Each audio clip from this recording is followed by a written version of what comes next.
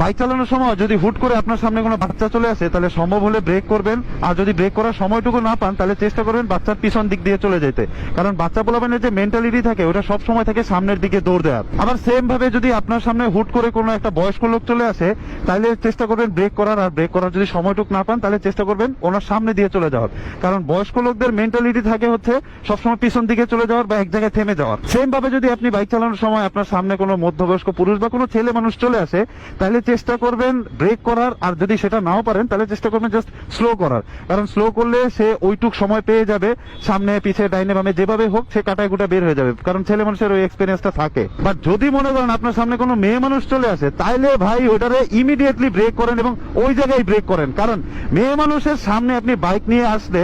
আপনি সামনে যান পিছনে যান, ব্রেক না করলে আপনি যেভাবে যান ও প্রথমে ডাইনে যাবে, তারপর বামে যাবে, পারলে উপরে যাবে, নাহলে নিচে যাবে, এরপরে ওই জায়গায় দাঁড়ায় থাকবে, কানের মধ্যে হাত দিবে, চোখে হাত দিবে, বলবে ও মাই গড।